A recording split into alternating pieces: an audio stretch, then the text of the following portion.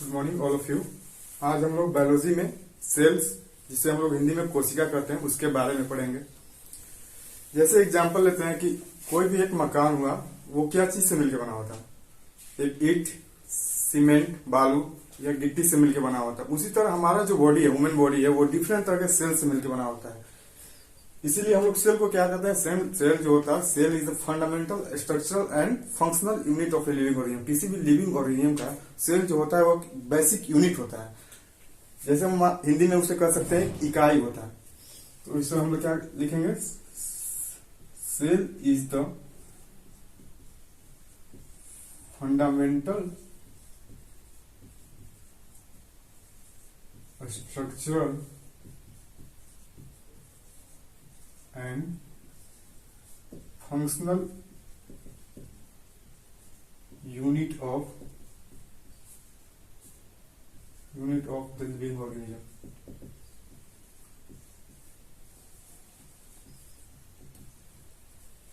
Cell को scientific term जो होता है, वो सेल का क्या होता है? साइटो होता है।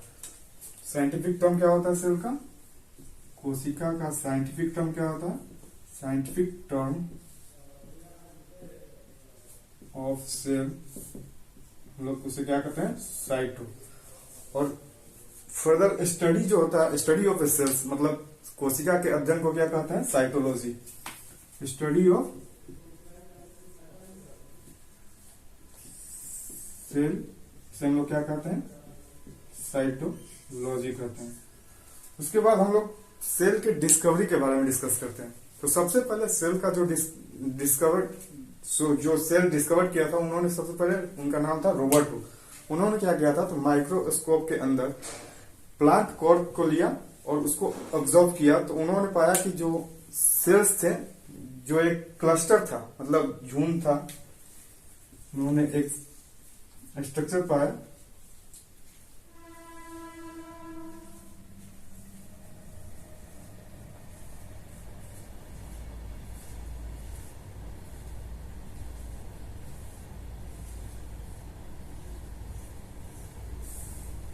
Cluster of cells. लेकिन उन्होंने देखा कि वो जो सेल्स थे, उनके अंदर कुछ मूवमेंट नहीं दिखाई दिया।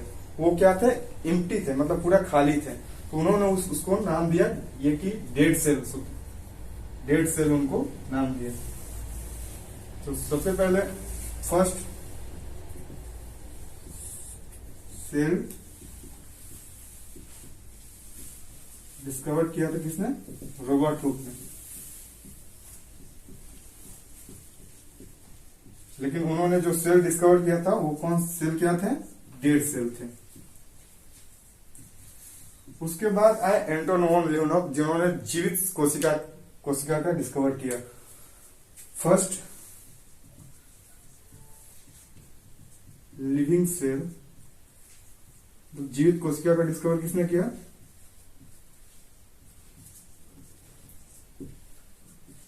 Anton von Leeuwenhoek. इन्होंने जीवित कोशिका का डिस्कवर किया था। उसके बाद फिर सेल थ्योरी के बारे में जानते हैं हम लोग। कोशिका सिद्धांत के बारे में सबसे पहले कोशिका सिद्धांत किसने दिया था? Sheldon and sworn. Sheldon and sworn एक साइंटिस्ट थे, जिन्होंने कोशिका के सिद्धांत के बारे में बताया था। तो first cell theory was given by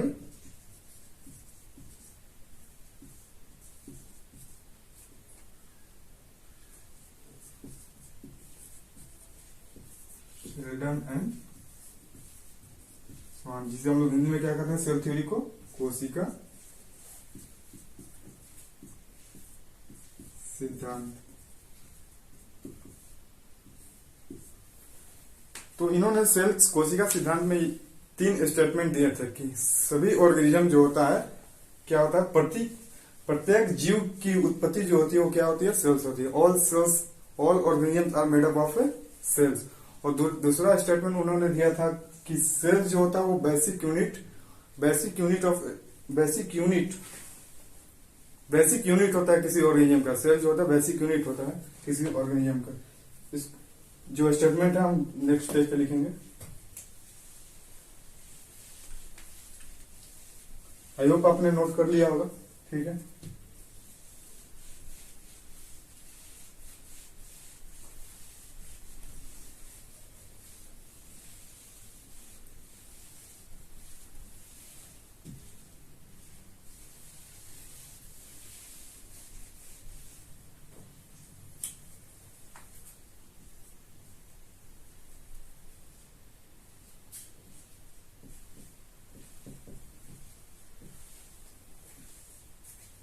cell theory, कोशिका सिद्धांत किसने दिया था? सेल्डन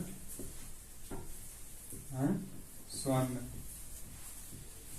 इन्होंने 3 स्टेटमेंट दिए थे। सबसे पहला स्टेटमेंट था कि सेल जो होते हैं all organisms are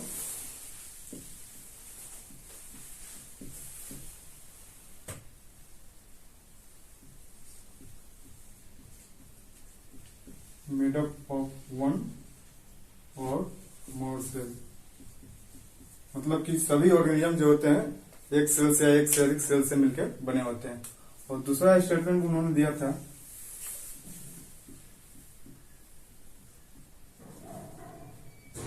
cell is the basic unit of structural and organisation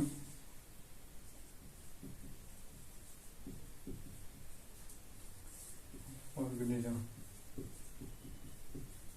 cell जो होता है वो क्या होता है? बेसिक यूनिट होता है किसी भी ऑर्गेनिज्म का। और तीसरा स्टेटमेंट दिया था उन्होंने कि सेल्स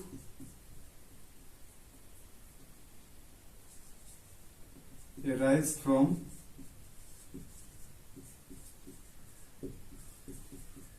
pre-existing सेल।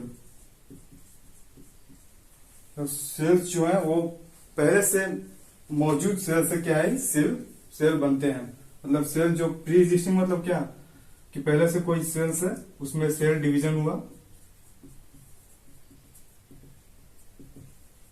और न्यू सेल्स का फॉर्मेशन हुआ, न्यू सेल्स फॉर्म्ड होते हैं, ठीक है। अब सबसे छोटे कोशिका के बारे में जानेंगे। सबसे स्मॉलेस्ट सेल्स कौन सा है? स्मॉलेस्ट सेल कौन होता है? सबसे छोटा सेल्स कौन होता है? सबसे छोटी कोशिका माइकोप्लाज्मा की होती है, जो कि एक तरह का यूनिसेलुलर ऑर्गेनिज्म है।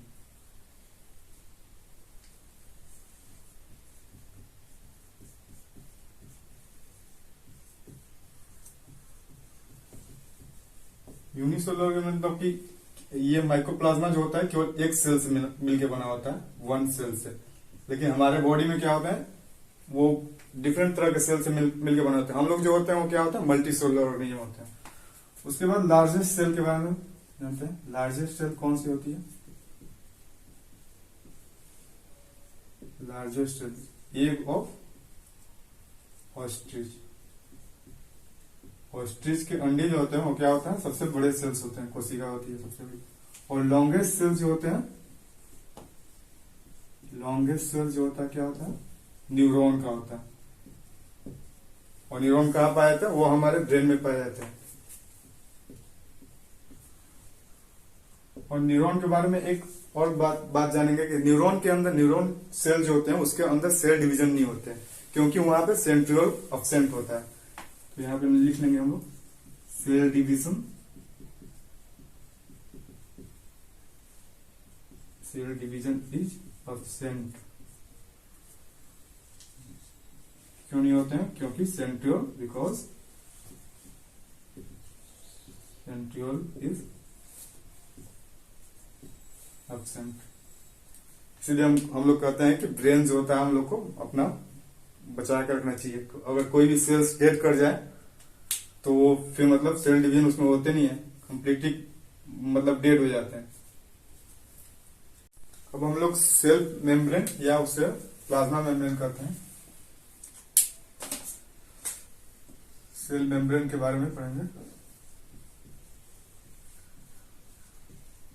जिसे हम लोग प्लाज्मा मेम्ब्रेन भी कहते हैं।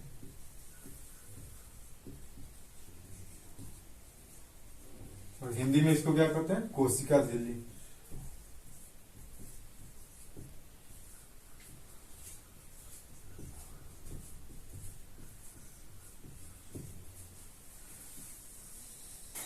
चलिए इसको हम लोग डायग्राम से समझते हैं। मान लीजिए एक सेल, ये एक सेल हो गया।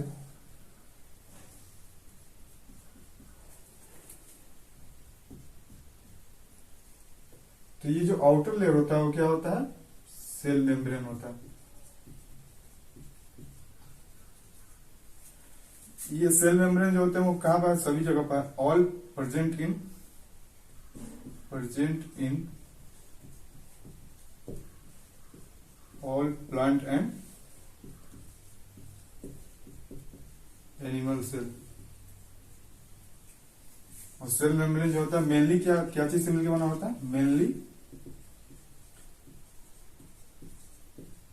Made up of protein.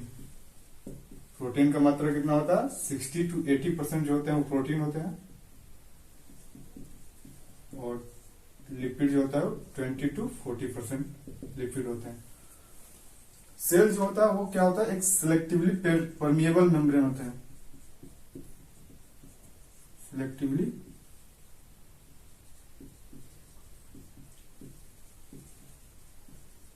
Permeable membrane.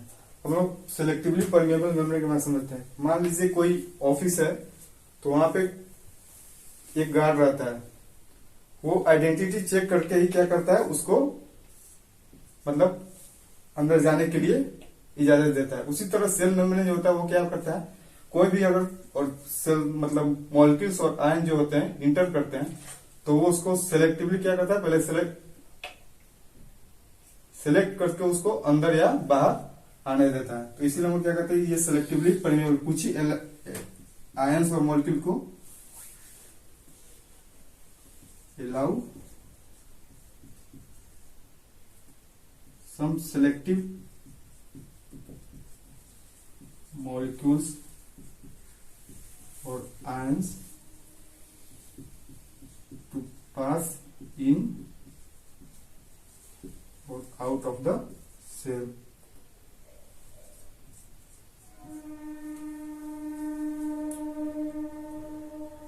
ठीक है।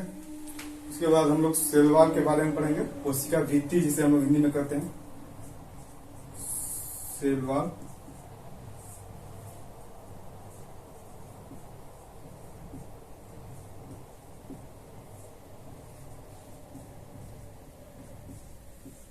सेल वॉल को हम लोग इसी डायग्राम से समझते हैं। सेल मेम्ब्रेन की जो ऊपरी एक लेयर होता है,